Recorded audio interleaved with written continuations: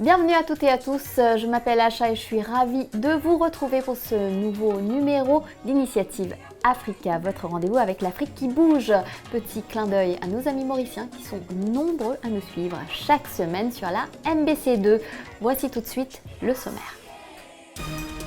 Notre invité cette semaine est l'économiste René Nguetia Kouassi, le directeur du département des affaires économiques de la Commission de l'Union africaine. Il sera question avec lui d'industrialisation de l'Afrique, un thème largement débattu à Accra en novembre dernier dans le cadre du 4e congrès des économistes africains. Nous suivrons le parcours du combattant d'un jeune entrepreneur camerounais. Il commercialise des bouillons et des pâtes alimentaires made in Cameroun et ambitionne de ravir des parts de marché aux produits des multinationales qui inondent la grande distribution. Au Mozambique, l'industrie locale du sucre se porte bien aujourd'hui. Le gouvernement a dû engager des mesures pour sauver une filière qui était menacée par le courant de libéralisation et les politiques de subvention pratiquées au nord. Il s'appelle Thierry Niamen et il est camerounais. Après avoir échoué à trouver un emploi après ses études, il décide de s'installer à son propre compte et invente la marque Tanti qui est devenue aujourd'hui le label de bouillon et de pâtes locales. Des produits made in Cameroun que l'on retrouve sur les rayons des supermarchés à côté des produits concurrents des multinationales. Aboubacar Monchili s'est intéressé à cette PME qui démontre que l'on peut s'attaquer aux grandes marques et réussir à faire son nid. Ce produit placé en tête de gondole n'est pas un produit importé, comme 99% de ce qui est vendu dans ce supermarché de Yaoundé. Cette bouillie d'arachide en promotion et cette huile sont des produits 100% camerounais.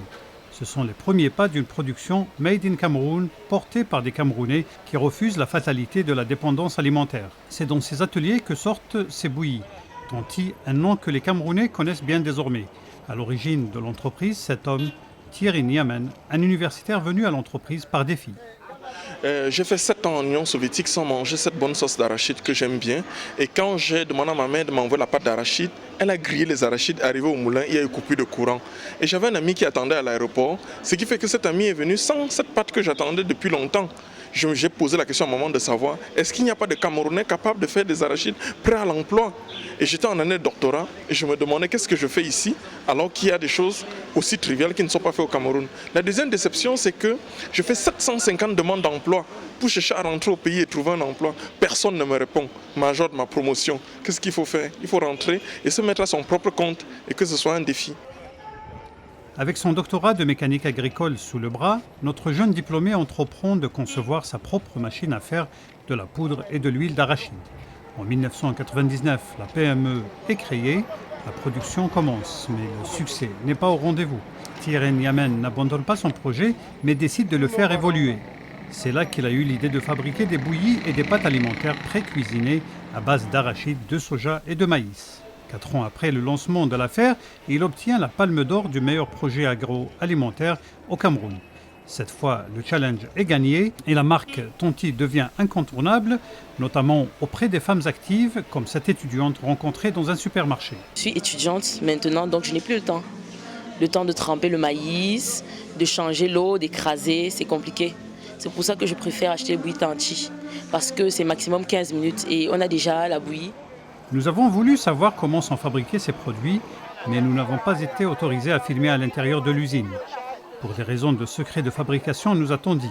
Il a fallu se contenter des explications qui nous ont été données. Le procédé est simple, la matière première est triée pour éliminer les débris, puis torréfiée pour détruire les substances toxiques. Une fois les fibres indigestes retirées, commence alors la fabrication de la mouture qui sera mise en sachet. D'après les responsables, le contrôle qualité est rigoureux et les différentes pâtes, poudres et huiles fabriquées ici seraient même soumises aux analyses de l'Institut Pasteur. Motivé par le succès de ses premiers produits, Thierry Niamen pense à de nouvelles recettes élaborées à partir de produits locaux pour répondre à la demande et à l'évolution de la société camerounaise. Bientôt, je vais faire des oignons en poudre. Tout ça, c'est des produits qui sont faits à base de produits locaux, capables de concurrencer ces Européens qui n'ont pas cette technologie, puisque j'ai fait leur école et je suis prêt à relever le défi avec les produits de chez nous. L'entreprise vient de créer des emplois alors qu'ici, le chômage chez les jeunes est très important. L'usine emploie une cinquantaine de personnes pour trier, sélectionner, torréfier et mettre en sachet les produits. Tanti possède aussi son armée de livreurs qui approvisionnent les supermarchés et les boutiques de Yaoundé et des régions éloignées. Les petits producteurs d'arachides, de soja et de maïs profitent aussi de l'engouement pour les sachets Tanti. Ils ont dû revoir leur technique de production pour approvisionner l'usine en quantité suffisante et en produits de qualité. D'autres emplois induits ont été créés pour assurer le lien entre les producteurs et le principal client. Cette dynamique économique suscite un enthousiasme dans la population qui croit désormais que la dépendance alimentaire vis-à-vis des pays du Nord n'est pas une fatalité. Si, avec l'apport des ONG et du gouvernement, on arrive à relancer effectivement cette production, on va très facilement vivre sans dépendre de qui que ce soit. Cette modeste usine laissera peut-être la place un jour à des bâtiments ultramodernes. Ce qui est sûr, c'est que le patron, lui, a un rêve, celui de devenir leader en Afrique centrale et pourquoi pas sur l'ensemble de l'Afrique subsaharienne. Tous les ingrédients pour y parvenir sont réunis. Le pari est bien à portée de main. La page entretien de cette semaine est largement consacrée au défi de l'industrialisation de l'Afrique. Auteur d'un récent ouvrage au titre provocateur, l'Afrique, ce géant qui refuse de naître, l'économiste René Nguetia Kouassi est l'invité de la semaine de David Thiombiano. L'entretien a été enregistré à Accra il y a quelques semaines pendant le congrès des économistes africains. Regardez plutôt. Bonjour, docteur René Kouassi. Vous êtes directeur en charge des affaires économiques de l'Union africaine et vous engagez un grand débat avec ce livre que vous venez de publier, l'Afrique, un géant qui refuse de naître. C'est un grand débat. Comment en êtes-vous arrivé à cette conclusion, à cette interpellation? Le titre du livre réside dans plusieurs facteurs. Le premier facteur est que j'ai examiné les politiques sectorielles mises en œuvre par les pays africains depuis les années des indépendances jusqu'à maintenant. J'ai analysé ces politiques industrielles, ces politiques sectorielles, cela s'entend, j'analyse ces politiques sectorielles et je me suis rendu compte que lorsqu'on veut observer les résultats obtenus, que l'Afrique est très loin du compte. J'ai pris secteur par secteur. L'agriculture. Aujourd'hui, l'Afrique n'arrive pas à nourrir ses populations, bien qu'elle dispose d'atouts majeurs. 60% de la surface cultivée, la surface arable dans le monde, une population jeune, une population, 1 milliard d'habitants, etc. C'est-à-dire que ce n'est pas normal qu'un continent dispose de tels atouts et qu'elle soit, après plus de 50 ans, encore en train d'importer pour nourrir sa population. Donc j'ai dit que l'agriculture africaine a failli à sa mission. Quand je prends l'industrie, je dis l'industrie est bloquée. L'industrialisation africaine est bloquée. Après plusieurs tentatives de politique industrielle et tout, mais l'Afrique continue d'exporter encore l'essentiel de ses biens sans transformation préalable. Vous prenez l'éducation. Je dis que l'éducation a failli à sa mission. Pourquoi? Parce qu'après plus de 50 ans d'indépendance, on continue toujours à former les jeunes Africains à travers les moules de formation héritées de la colonisation. Donc on a des écoles, des universités qui forment, qui sont devenus des jugements de fabrication des chômeurs. Et le fait important, c'est que l'Afrique n'arrive toujours pas à combler le gap scientifique et technologique qui sépare le continent aux pays développés et aux économies émergentes. Vous voyez? Mais est-ce que ce n'est pas très sévère ce jugement? Ça ne rentre pas dans la logique de l'afro-pessimisme d'un René Dumont dont vous venez de citer, qui disait que l'Afrique noire est mal partie, parce que vous ne parlez pas, par exemple, des exemples qui ouvrent des voies? Non. Actuellement, lorsqu'on parle de développement de l'Afrique, il y a deux récits. Le premier récit, c'est que c'est un continent qui réalise 5% de croissance et que les tendances sont bonnes. Là où la croissance est meilleure, même c'est les pays qui ne sont pas exportateurs de pétrole, etc. etc. Et l'autre récit, c'est que oui, certes, il y a des efforts, il y a des améliorations qui sont faites, mais il y a une persistance du taux de pauvreté.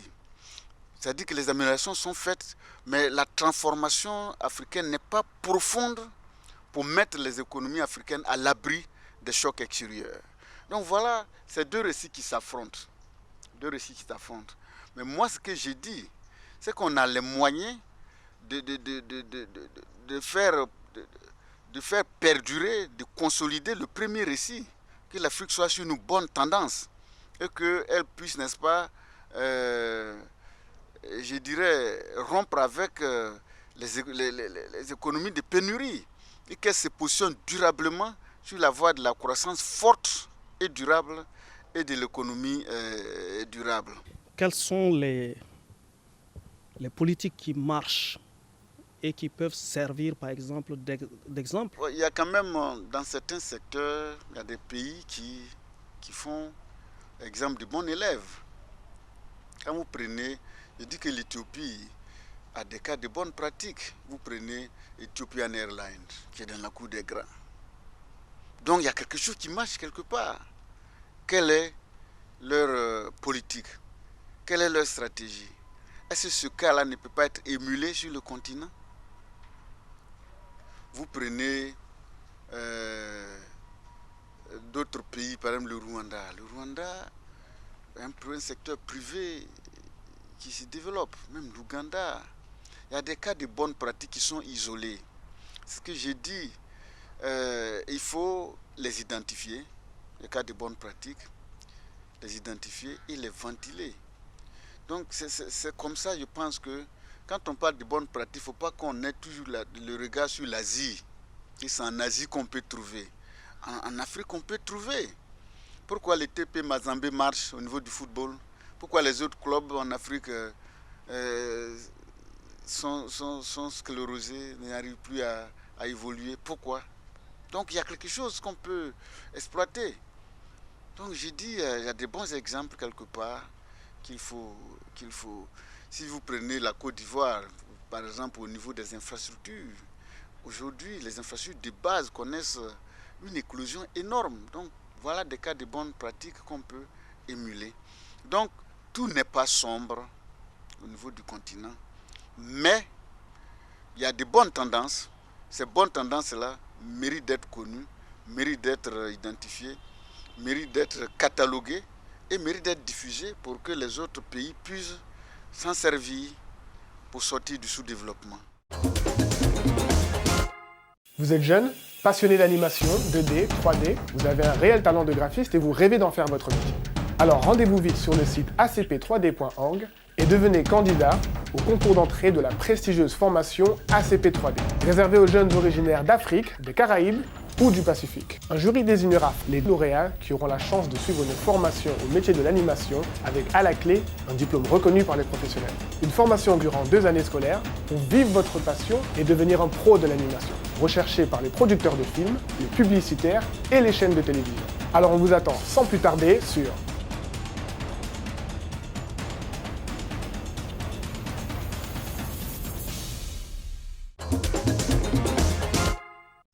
Bienvenue pour la suite d'Initiative Africa.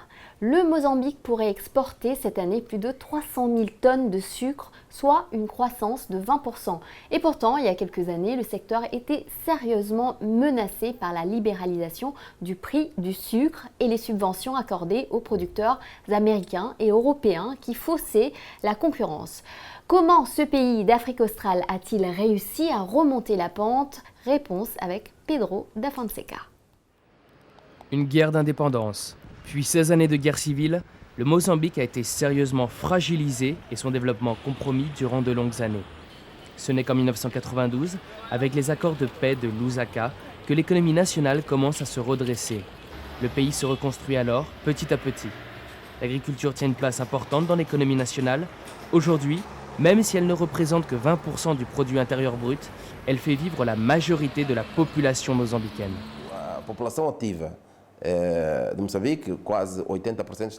Aujourd'hui, 80% de la population du Mozambique est impliquée dans le secteur agricole. Toutefois, sa contribution dans le PIB national n'est pas aussi importante. Il existe des secteurs qui, avec peu de personnes, produisent beaucoup. Et il y a même un secteur en particulier qui est à l'origine d'un grand déséquilibre. C'est l'usine d'aluminium de Mossal. Il y a également la production de gaz. Ce sont des secteurs qui ont une intensité capitalistique plus importante et qui, d'un point de vue de rendement, sont beaucoup plus rentables. Et d'un point de vue socio-économique, l'agriculture reste évidemment plus importante avec 80% de la population. Econômico, social, a agricultura naturalmente é mais importante, porque 80% da mão de obra e 80% de unidades produtivas vivem da agricultura. Développées pendant la période coloniale, les unités de production sucrière sont gravement endommagées, voire détruites durant les années de conflit. Au milieu des années 90, avec le retour de la paix et grâce aux actions incitatives du gouvernement, les investissements originaires de Maurice et de l'Afrique du Sud affluent vers le pays. Aujourd'hui, 4 des 6 anciennes usines sucrières sont en activité et le secteur est désormais le principal pilier de l'agriculture d'exportation. Ici, à Maragra, à quelques dizaines de kilomètres de Maputo, plusieurs milliers d'ouvriers travaillent tous les jours dans ce complexe sucrier entouré d'immenses champs de canne. Ce sont chaque semaine plusieurs tonnes de sucre qui y sont produites. Ces nouvelles activités économiques ont un impact sur les régions rurales avoisinantes. Les zones autour des unités de production sucrière sont des zones où la sécurité alimentaire est mieux assurée. Il y a une meilleure disponibilité monétaire et il existe des marchés. Les gens sont incités à produire d'autres produits parce qu'elles savent qu'elles peuvent les vendre plus cher. Alors l'existence d'investissements dans le secteur du sucre dynamise les autres secteurs. Car là où il y a 7000 travailleurs, ce sont autant de personnes qui ont un salaire garanti grâce à la production de la richesse. C'est un pouvoir d'achat qui contribue à créer des marchés pour d'autres produits, comme le maïs, les haricots, la pomme de terre et la viande. Ainsi, les autres personnes sont incitées à produire. L'an dernier, 235 000 tonnes de sucre ont été produites. Une partie de cette production est exportée à travers le monde, Chine, Moyen-Orient, États-Unis, mais aussi vers le continent africain dans le cadre notamment de la SADC. Concernant les exportations vers l'Europe, le Mozambique bénéficie d'accords préférentiels. Ils permettent aux producteurs d'exporter leur sucre à des tarifs plus élevés. Mais cette relation privilégiée n'est pas sans problème. Les quantités exportées vers l'Union européenne sont soumises à des quotas, une situation délicate alors qu'une réforme du régime sucrier est attendue par différents pays comme le Brésil ou la Thaïlande qui exigent une libéralisation accrue du marché devant l'OMC. Cette grave remise en cause inquiète nombre de pays producteurs qui bénéficient encore des accords actuels avec l'Europe. Le Mozambique sort d'une guerre qui a laissé ses usines de production de sucre complètement détruites. Les routes ont été détruites, les chemins de fer aussi. Aujourd'hui, 300 millions de dollars ont été investis pour la remise sur pied de l'industrie sucrière. Ce rétablissement du secteur n'est qu'à mi-chemin. Elle n'est pas encore arrivée à terme. Et si d'un moment à un autre, nous devons être en concurrence avec d'autres pays comme le Brésil, l'Australie ou la Thaïlande, dans un marché international complètement libéralisé, nous ne serons pas capables de faire face. Et ceux qui vont réellement tirer profit de cette libéralisation rapide et immédiate du marché, ce ne seront sûrement pas les pays du tiers-monde. En plein essor, le secteur du sucre emploie aujourd'hui près de 30 000 ouvriers. Les répercussions socio-économiques sont importantes, malgré des conditions de travail semble-t-il difficiles. À terme, le Mozambique envisage de diversifier sa production. Objectif, diminuer les risques liés à une production tournée vers l'exportation, alors que le marché international est hautement concurrentiel. Que faire pour gagner le pari de l'industrialisation de l'Afrique? Notre invité de la semaine, l'économiste René Nguetia Kouassi, propose des solutions. Entretien réalisé par notre journaliste David Tiambiano. On assiste à des délocalisations d'entreprises européennes qui vont s'installer en Asie ou en Chine, donc en Chine, en Asie, pour profiter par exemple d'une main-d'œuvre moins chère. Mais par contre, pourquoi l'Afrique, qui regorge de matières premières, ne pourrait pas attirer ces mouvements de capitaux et d'investissements sur ses propres terres? Finalement, c'est quoi le problème? Est-ce des problèmes d'insécurité, de gouvernance dont vous avez parlé tantôt. Oui, mais je crois que là, vous levez le voile sur un problème extrêmement important. Nous en avons parlé tout au long de notre congrès. Pourquoi les investissements directs et européens contournent-ils l'Afrique pour s'installer en Asie, etc., pour profiter de certains avantages, coût de la main-d'œuvre faible, etc., etc. C'est pour dire que il y a beaucoup de choses à faire, les réformes à faire profondément si vous voulez attirer les capitaux étrangers. Parce que les capitaux étrangers, c'est le patrimoine privé des gens. Donc, pour les faire fructifier, il ne faut pas courir les risques d'aller quelque part où demain, il n'y a pas de stabilité politique. Donc, le facteur de la stabilité politique, je crois, se range au premier rang des facteurs explicatifs de l'attrait des investissements étrangers. Donc, pour dire que l'Afrique doit revoir tout ça pour que le reflux des investissements de la Chine vers les pays d'origine, que certains investissements s'installent ici. Mais l'exemple de l'Éthiopie, la société HLM au niveau des textiles s'est installée en Éthiopie. C'est délocalisé de l'Asie, mais vers l'Éthiopie. Donc ils produisent en Éthiopie et ils vendent ailleurs. Donc pour dire que lorsque les conditions sont réunies, la stabilité politique, l'environnement, la sécurité des hommes et des biens, donc tout ça, lorsque c'est réuni, un investisseur privé peut courir les risques d'aller investir dans le pays en question. Quel est le problème qui est posé réellement? Est-ce qu'on interdit à quelqu'un de construire une usine, d'engager un projet d'industrialisation? Est-ce qu'on empêche aux Africains de s'associer pour avoir des capitaux pour bâtir un tissu industriel efficace? Ou bien est-ce que vous pensez que l'industrialisation, c'est un décret qu'il faut prendre pour que ça marche? L'industrialisation, c'est pas un décret. Mais pour industrialiser le continent, il y a eu plusieurs politiques qui ont été adoptées. C'est que ces politiques marchent ailleurs, mais elles ne marchent pas en Afrique. Par exemple, la politique d'import-substitution des années 60, la politique d'export-substitution des années 70. Mais à partir des années 80, avec les plans d'ajustement structurel, l'Afrique n'était plus détentrice, n'avait plus les leviers de commande de sa politique industrielle parce que celle-ci était pilotée par les institutions de Bretton Woods. Donc, pour dire qu'il faut que les pays africains acceptent de reconnaître la place centrale de l'industrie dans le développement. Ce n'est pas un jeu. Ce n'est pas encore fait? Ce n'est pas encore fait. Après pourquoi? La décennie de l'industrialisation. Oui, mais ce n'est pas encore fait parce que quand vous prenez, hier on en parlait, la valeur ajoutée industrielle sur le volume du PIB, c'est une valeur ajoutée qui va décroissant. C'est-à-dire aujourd'hui, beaucoup de pays africains se sont désindustrialisés à la faveur des problèmes d'ajustement structurel.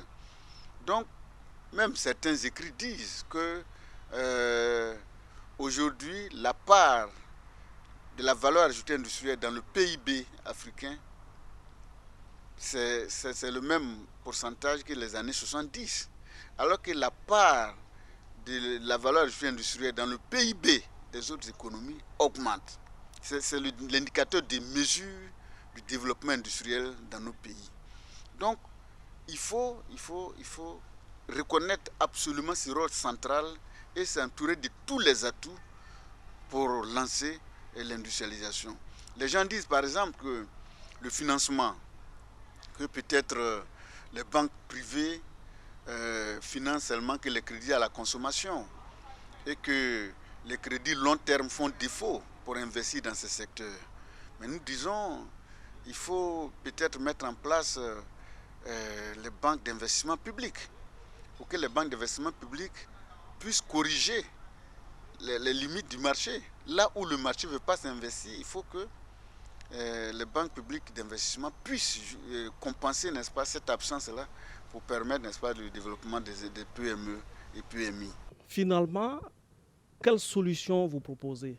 Qu'est-ce qu'il faut faire? Beaucoup de choses à faire. beaucoup de choses à faire. Il faut que les pays, les Africains eux-mêmes soient au cœur du processus de leur industrialisation. Ce n'est pas une place qu'il faut laisser, dire que c'est l'étranger qui viendra vous industrialiser. Il faut que l'Africain soit au cœur du processus d'industrialisation. Il faut que les Africains puissent s'associer pour trouver un capital social important pour développer. Parce que vous-même, vous ne pouvez pas faire seul, mais il faut vous associer. Il faut qu'il y ait en Afrique, des multinationales panafricaines, que les industriels africains se mettent en groupe pour pouvoir... parce que là, nous sommes à l'ère, n'est-ce pas, des fusions, absorptions. Nous sommes à l'ère, n'est-ce pas, de... je dirais... fusion-absorption où une seule entreprise, vous ne pouvez pas faire face aux contraintes du marché. Donc aujourd'hui, on voit déjà de grands groupes bancaires qui sont en train de se mettre en place. Par exemple, une aubaine pour l'Afrique d'accélérer son industrialisation, le marché des chaînes de valeur. Le marché des chaînes de valeur, c'est le marché des biens intermédiaires. Les biens intermédiaires, c'est les biens qu'on achète, qu'on intègre ailleurs dans le processus de production. C'est-à-dire aujourd'hui, aucun pays ne peut produire à lui seul un bien. Et puis, ce n'est même pas exigé que vous produisez un bien, la totalité d'un bien chez vous. Vous pouvez produire un bien, importer les autres inputs ailleurs, mais vous faites l'assemblage chez vous. Donc, avec le marché des chaînes de valeur, dans les pays développés, les entreprises se spécialisent dans les secteurs de haute technologie, technologie de pointe, et emploient, n'est-ce pas, une main-d'œuvre hautement qualifiée. Et ça suit, n'est-ce pas, la logique de la division internationale du travail. Donc, beaucoup de choses restent à faire. Et ce que je peux dire que sur cette question, l'industrie n'est pas un luxe. On n'est plus à l'ère où il faut dire produire chez vous, ça va coûter cher, il faut importer sur la base des avantages comparatifs. Il faut absolument que l'Afrique parvienne à transformer son économie. Docteur Kwasi, merci bien pour tous ces éclairages et cette contribution à Initiative Africa. Merci. C'est moi qui vous remercie, mon frère. C'est déjà la fin, Initiative Africa, c'est fini pour aujourd'hui. Vous souhaitez revoir l'émission, une seule adresse, www.initiative-africa.com. Surtout, n'oubliez pas, la semaine prochaine, même chaîne, même heure, je vous retrouve pour un nouveau numéro de Business Africa, votre rendez-vous avec l'Afrique économique. Passez une agréable semaine.